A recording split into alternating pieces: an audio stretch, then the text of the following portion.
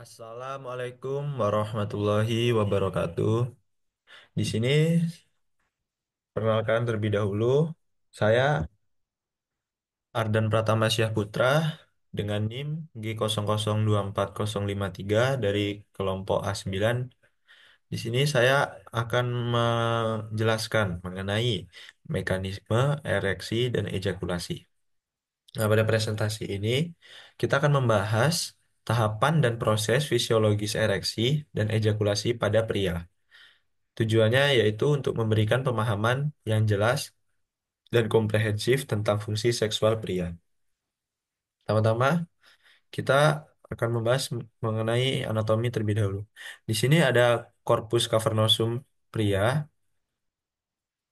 lalu ini adalah corpus spongiosum yang di tengahnya ini ada uretra, lalu ini adalah vena dorsal superficial, superficial dorsal vena, ini juga. Lalu di sini ada arteri dorsal dan nervus dorsal. Lalu ini adalah tunika albuginea. Nah, di tunika albuginea nanti akan kita bahas lebih lanjut. Next,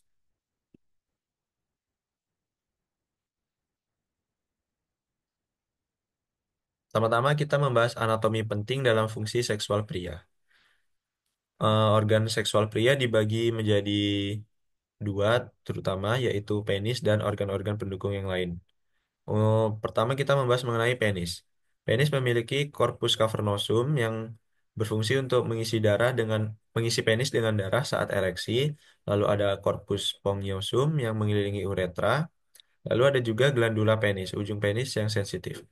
Selanjutnya kita membahas mengenai organ pendukung-pendukung dari penis sendiri. Yang pertama ada testis yang berfungsi untuk memproduksi sperma dan testosteron. Di testis sendiri dibagi menjadi tiga, yaitu ductus epididymis, ductus deferens, dan ductus ejaculatorius. Selanjutnya kita membahas epididymis, yaitu yang saya sebutkan tadi, untuk tempat penyimpanan dan final maturasi dari spermatozoa. Selanjutnya ada vas deferens yang saya sebutkan tadi, berfungsi untuk membawa sperma ke prostat. Selanjutnya ada kelenjar prostat yang berfungsi untuk menghasilkan cairan air mani. Selanjutnya ada vesicula seminalis yang berfungsi untuk menghasilkan komponen-komponen pendukung untuk cairan air mani. Next, kita membahas ereksi. Proses ereksi ini dibagi menjadi 6 tahapan. Yang pertama ada stimulasi, baik dari rangsangan fisik atau rangsangan mental yang diatur oleh otak. Selanjutnya ada neurotransmitter. Proses ini otak mengirim sinyal yang melepaskan oksida nitrat. Selanjutnya ada proses relaksasi. Proses relaksasi di sini yang dimaksud yaitu relaksasi corpus cavernosum penis. Selanjutnya ada aliran darah, di mana pembuluh darah membesar, yaitu arteriae hallucinae dilatasi dalam corpus cavernosum. Selanjutnya ada ereksi, darah mengisi corpus cavernosa, lalu penis membesar. Setelah itu ada penekanan vena. Yang seperti saya bilang tadi, tunika albuginea tergang sehingga vena-vena di tunika terjepit, mencegah darah keluar dan mempertahankan ereksi. Selanjutnya kita bahas mengenai persyarafannya. Persyarafannya dari parasimpatis, maaf saya ada typo. Yang pertama ada reseptor aferen oleh nervus dorsalis penis, lalu ada sentrumnya NIL CLMS segmen sacralis 2 hingga 4, lalu ada nervus eferen oleh nervi erigentes.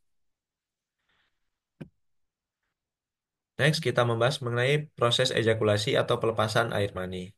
Proses ejakulasi sendiri ini dibagi menjadi dua terutama. Yang pertama, fase emisi, yaitu di mana lalu ada fase pembentukan air mani, lalu ada fase ejakulasi, dan yang terakhir fase pengeluaran. Kita bahas yang pertama dulu, mengenai fase emisi. Fase emisi ini apa sih? Fase emisi adalah tahapan di mana sperma bergerak, prostat dan vesikula seminalis mengeluarkan cairan sekret. Selanjutnya masuk ke tahapan pembentukan air mani. Pembentukan air mani di sini yaitu proses untuk pencampuran sperma dan cairan-cairan yang lain. Selanjutnya ada fase ejakulasi, yaitu otot-otot di sekitar uretra berkontraksi. Baik yang saya sebutkan tadi, korpus spongiosumnya, berkontraksi sehingga selanjutnya yaitu fase pengeluaran. Fase pengeluaran yang dimaksud di sini adalah air mani keluar dari penis.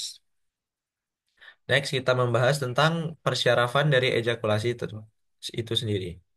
Persyarafan dari ejakulasi yaitu oleh nervus simpatik ya, persyarafan simpatik, reseptor aferen, nervus pudendus dibawa ke sentrum NIL CLMS pada segmen lumbalis 1 hingga 3 yang berperan dalam fase emisi. Sekian penjelasan mengenai bagaimana mekanisme ereksi dan ejakulasi dari saya. Apabila ada kekurangan, mohon dimaafkan. Wassalamualaikum warahmatullahi wabarakatuh. Terima kasih, Mas.